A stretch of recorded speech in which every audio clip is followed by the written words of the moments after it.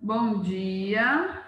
Pegando o material, aula 34, página 66, História 1, as lutas pelas conquistas de independência política da América Espanhola, porque a portuguesa, amados, nós já trabalhamos em História 2, tá? Não há necessidade, nós só vamos trabalhar a espanhola aqui. Lembrando que estamos no século XIX, nesse século agitado. Nossa, tem mais de um mês que a gente está no século XIX, falando de tudo que aconteceu no século XIX, só que agora os olhos estarão voltados para a nossa história, a história do continente americano, que, por conta de todo o eurocentrismo e de todo o processo de exploração da Europa do nosso continente, também está diretamente ligado ao que estava acontecendo na Europa. Tá? Então, eu estou no início do século XIX, vivendo aqui as consequências da chamada Era Napoleônica. Eu estou abrindo material aqui para vocês, e esse material começa com a imagem de Simão Bolívar, que é um dos personagens que trabalharemos na aula de hoje, tá?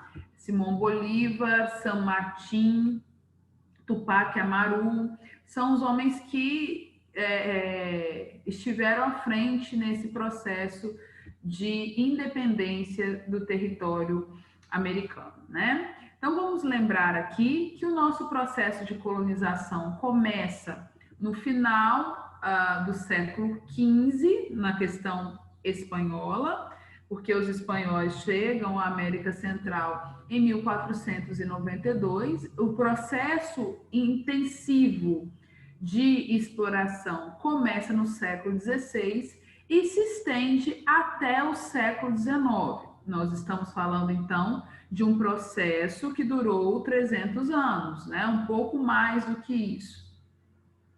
E que teve uma base muito semelhante à nossa, né?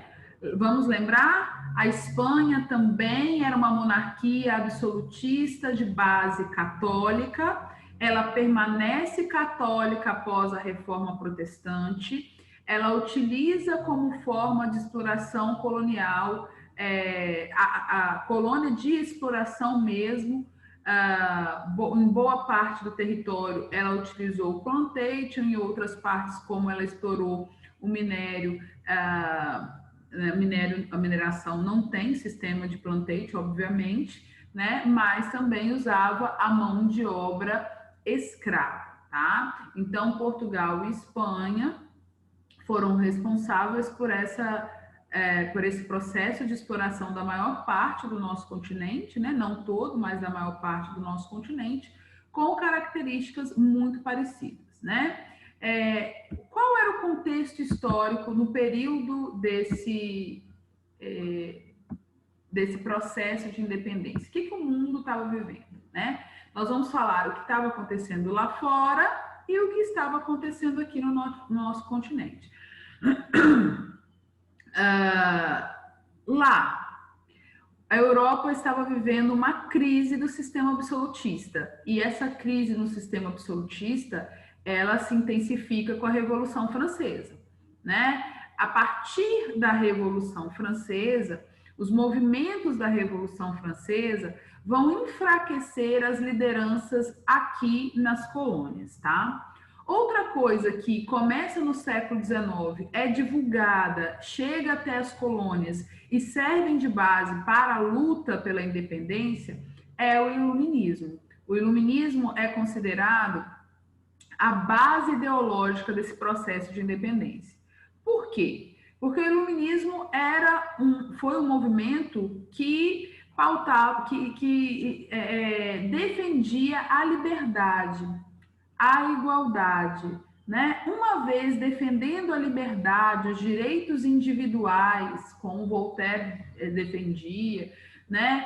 A divisão dos poderes, como Montesquieu defendia, eles eram contra o sistema de exploração colonial, ok? Lembrando que o iluminismo foi um movimento burguês que questionava os privilégios do clero e da nobreza, A gente não pode esquecer isso.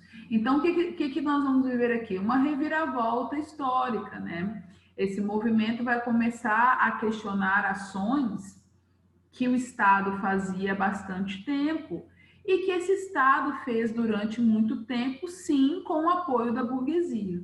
Só que a burguesia agora chega a um ponto em que ela não quer mais ser submissa aos desejos da nobreza. Então, ela vai apoiar, na verdade, ela vai servir de luz para o movimento de independência das colônias espanholas.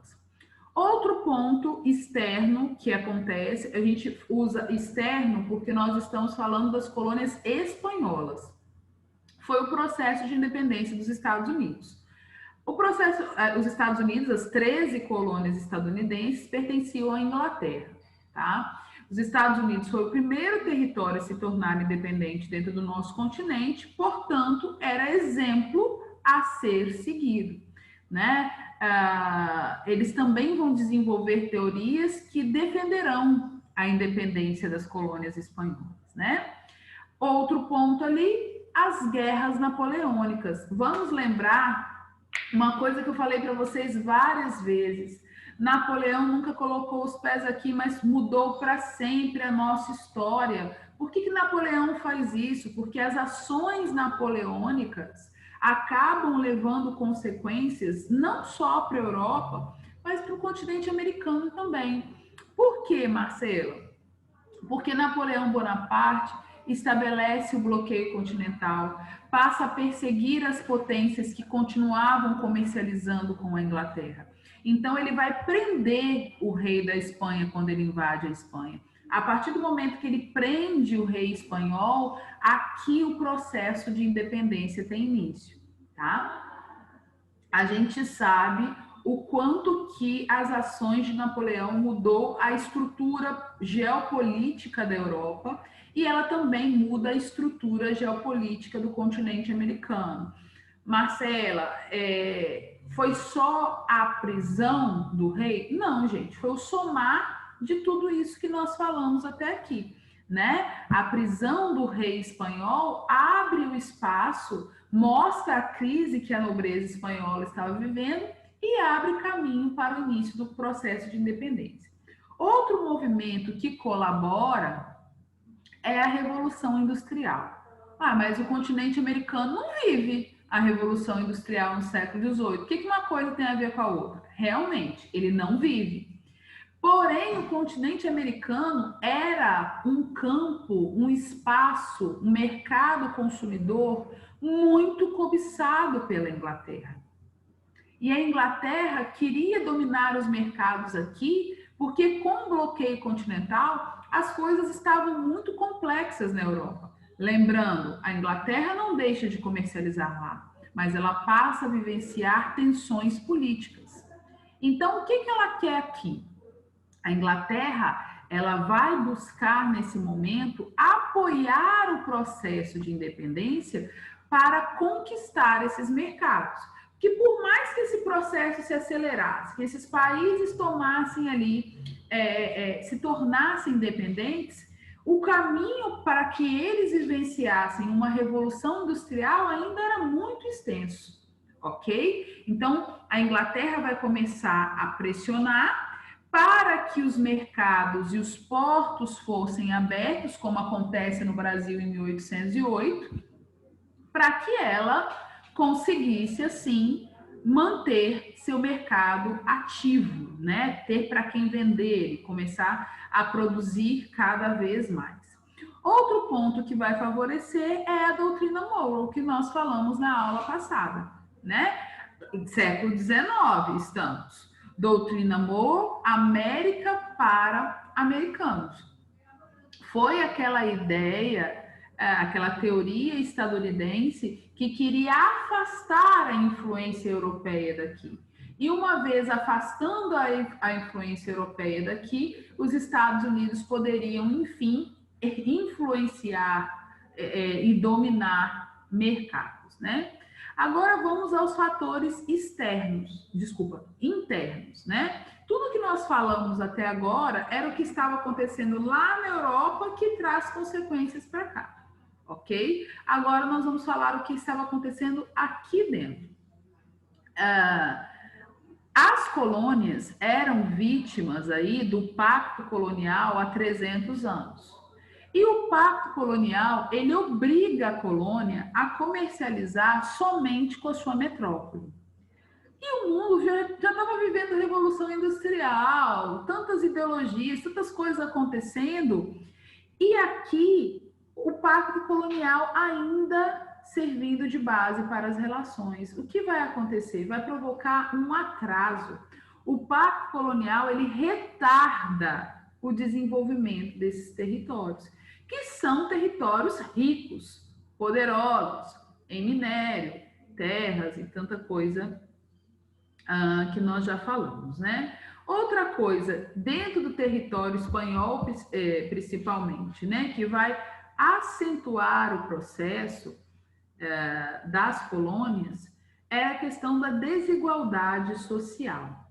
A desigualdade social permitiu com que existisse dentro dos territórios espanhóis uma concentração de terra muito grande na mão de um grupo só, que eram os crioulos, né? Então tinha ali dois grupos que comandavam as coisas, os chapetones e os crioulos, e o resto, a grande parte da população, estava submissa a esses dois grupos. Daqui a pouco a gente vai falar um pouquinho dessa questão social nas colônias espanholas, tá? Só que, por falar do continente americano, eu não posso sair da independência dos Estados Unidos e passar para a independência das colônias espanholas sem citar o Haiti. Mas o Haiti, Marcela, não era colônia espanhola. Não, realmente. O Haiti era colônia, nós já falamos isso aqui algumas vezes. De onde? O Haiti era colônia francesa. E o Haiti vai viver movimentos durante a Revolução Francesa. Durante a fase jacobina, olha lá o processo de Revolução Haitiana, 1791 a 1804. Durante a fase jacobina da Revolução Francesa, Robespierre vai acabar com a escravidão nas colônias francesas. E depois, Napoleão, quando começa a sua era, ele retorna com a escravidão nas colônias. Aí quer dizer, um dia eu sou escravo, aí eu tô livre. Aí depois eu volto a ser escravo novamente. Isso vai provocar o primeiro e único grande movimento de independência no continente americano, de base escravocrata. Aí eu vou voltar na aula passada, quando os Estados Unidos lançaram a doutrina Monroe, a América para americanos, que lindo, que romântico, só que os Estados Unidos não contavam que a primeira colônia depois deles a se tornar independente seria uma colônia, uma revolução de escravos, de negros, ex-escravizados que não aceitaram a nova postura da metrópole. Foi assim que deu início ao processo de independência do Haiti, que começa em 1791 e vai até 1804. Por que ali está escrito que é um caso excepcional? É um caso excepcional porque nunca ocorreu isso em outro lugar, tá? É óbvio que se o processo de independência é na África, ela vai ser liderada por negros, é óbvio, tá, gente? Mas aqui, no Haiti, as coisas foram diferentes. Foi um processo revolucionário de base escravocrata. Foram ex-escravos, pessoas que foram levadas para lá para ser escravizadas, que através de conflito conquistaram a sua independência, tá? O líder aí, Louventure, eu tenho dificuldade de falar o nome dele. Como eu disse para vocês, Robespierre acaba com a escravidão durante a Revolução Francesa. As lideranças do movimento conseguem a abolição, só que aí o Código Napoleônico depois restaura a escravidão. Então, eles já estavam livres, dando início a um processo de independência, quando Napoleão Bonaparte simplesmente vai e fala: não, vocês vão voltar, sim, a ser escravos.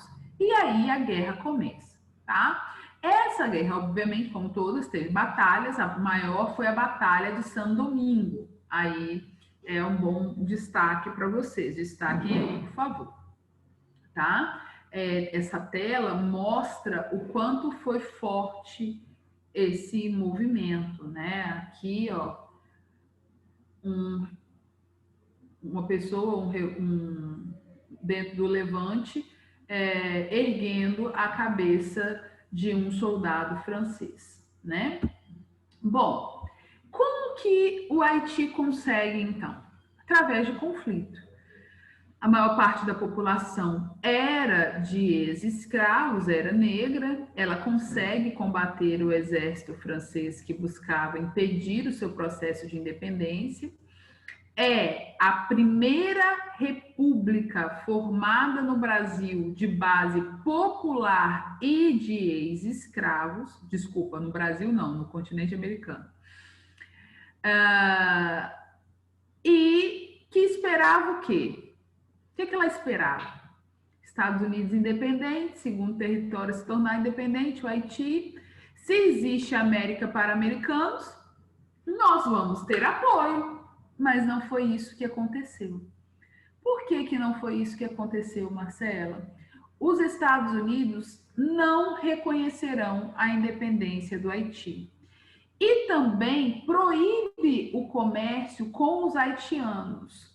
Os países, os territórios ali caribenhos que comercializavam com os Estados Unidos ficam proibidos de comercializar com o Haiti. Por que os Estados Unidos fizeram isso?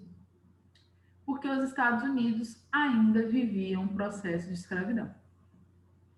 Então, como os Estados Unidos estavam vivendo aquele conflito interno entre os interesses dos abolicionistas e os interesses dos escravocratas, qual foi a postura dos Estados Unidos? A de não reconhecer a independência do Haiti. Porque se ela reconhecesse, o comportamento seria extremamente contraditório. Como eu vou reconhecer a independência de um país que conseguiu a sua independência através de uma guerra com lideranças de ex-escravos, se no meu território a escravidão ainda existe? Deu para entender o conflito ali? Professora, Oi. há quanto tempo os Estados Unidos não faz comércio com o Haiti ou faz barreira com o comércio com o Haiti? Não, aí depois volta normal. É nesse momento aqui que ela não aceita. Por quê? Para um país se tornar independente, Murilo, ele precisa ter o reconhecimento de outros países e de sua metrópole. No caso aqui, o mais importante mesmo era a França admitir a independência do Haiti. Só assim o Haiti seria reconhecido internacionalmente como um país independente. Calma aí.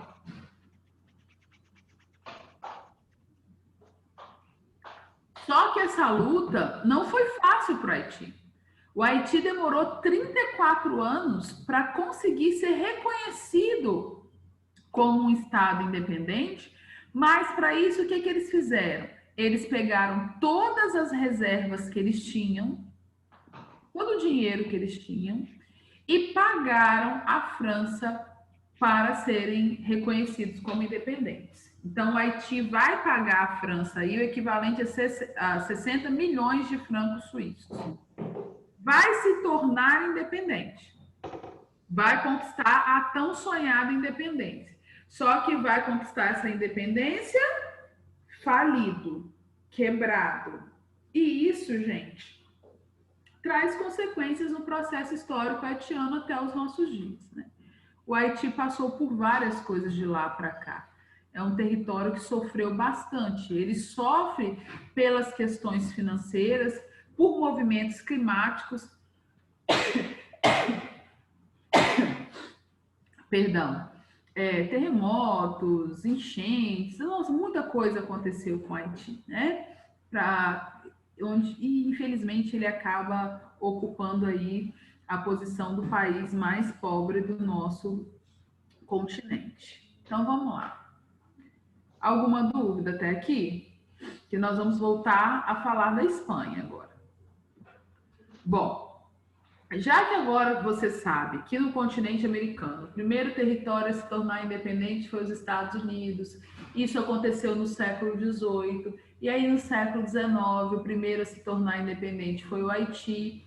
O que vai acontecer que vai dar início a uma sequência de processos revolucionários que levarão à independência dos territórios espanhóis? Sim, o principal ponto, o estupim para que isso tudo acontecesse, foi a prisão do rei espanhol depois da invasão de Napoleão Bonaparte.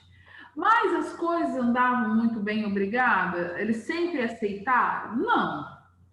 Por quê? Por conta disso que você está enxergando aí agora, né? Eles tinham sérios problemas sociais, fruto de um processo de colonização muito parecido com o nosso, que permitiu uma concentração de renda e de poder a um pequeno grupo.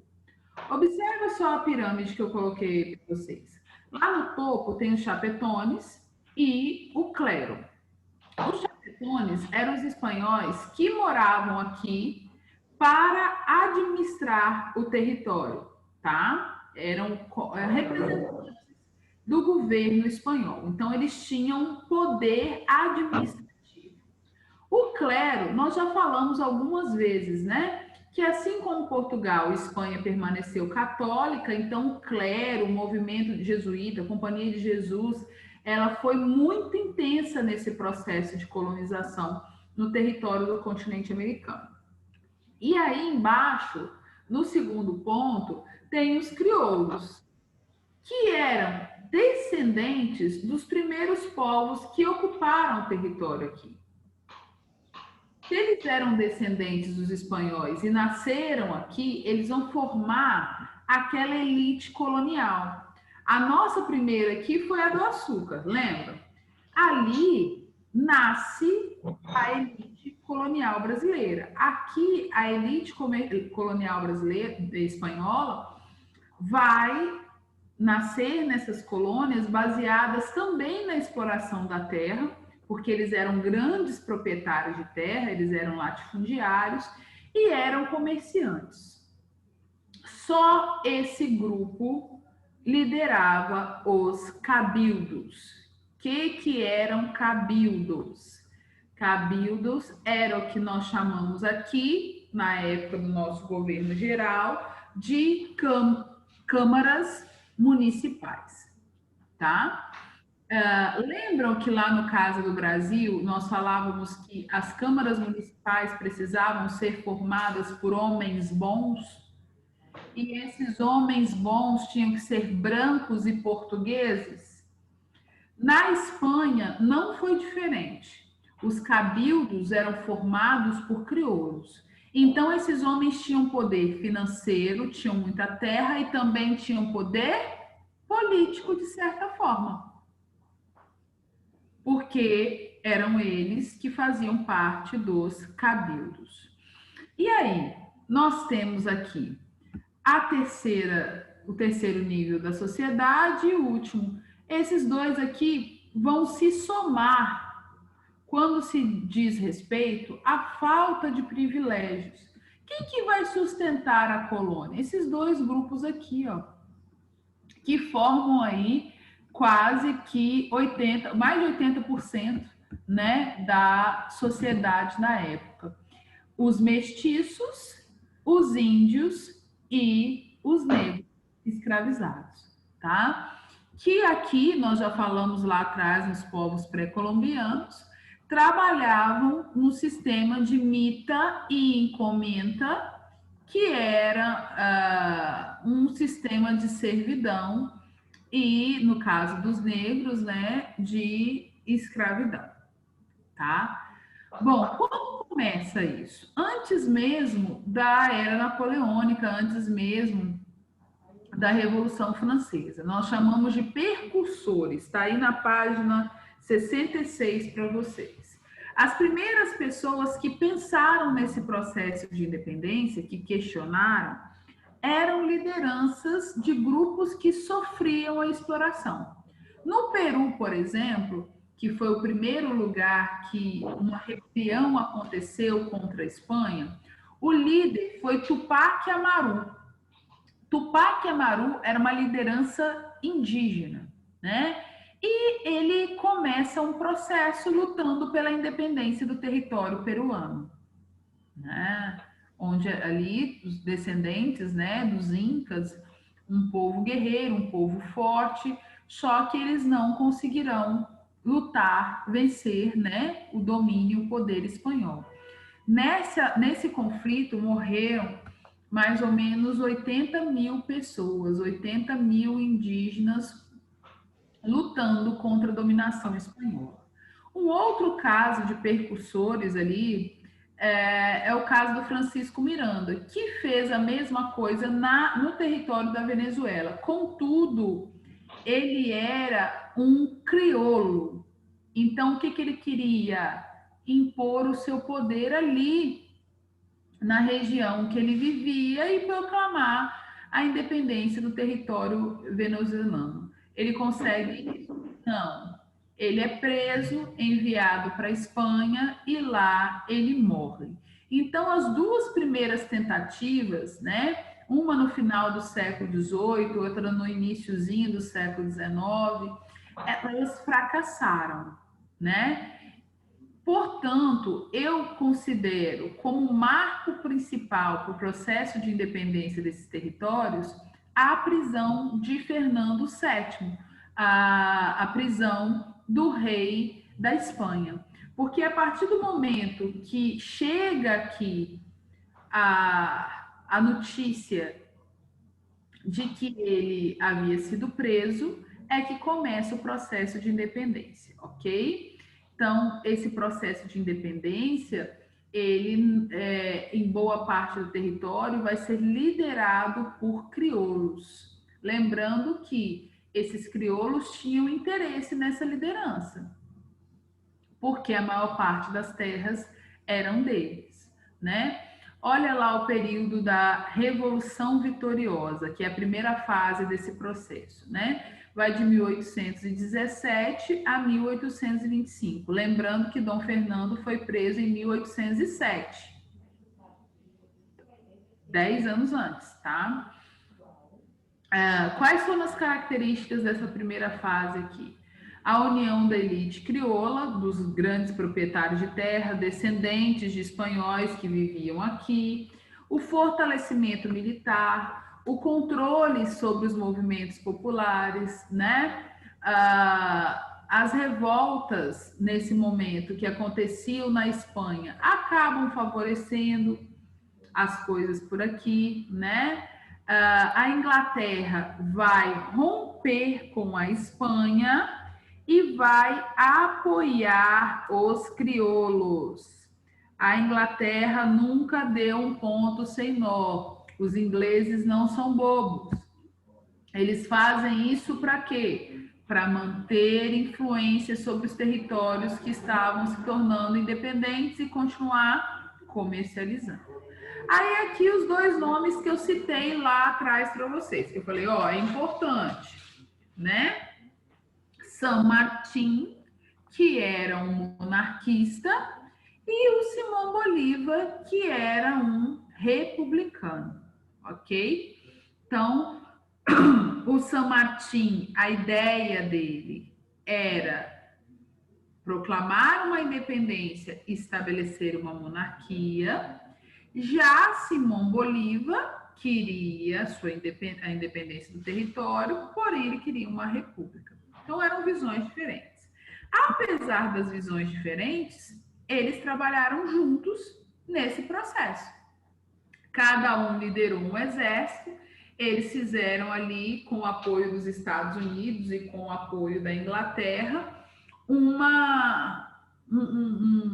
caminho revolucionário pautado da seguinte forma: o Bolívar começou o processo lá na Venezuela e foi descendo do norte para o sul até chegar ao Peru, e o San Martín começa aqui embaixo na Argentina e parte em direção ao Peru. A ideia é o quê? Que nesse processo eles fossem conquistando a independência e unindo com o apoio popular, porque tanto San Martín quanto Simão Bolívar, durante esse processo, defendiam o quê? A liberdade dos escravizados. Então, eles vão ter apoio dos indígenas e eles terão também o apoio dos negros escravizados. Lindo, muito bonito, né? Tudo lindo até agora, só que, como eu disse para vocês, eles tinham visões diferentes. Então, Simão Bolívar, que se destaca, que era popular, resolve desenvolver uma teoria para apresentar no primeiro Congresso dos Territórios Independentes do continente americano, que foi conhecido como Congresso do Panamá. Tá? O que ele faz? Eu já estou aqui na página 68. O que ele faz durante esse momento? Ele cria uma teoria chamada bolivarianismo.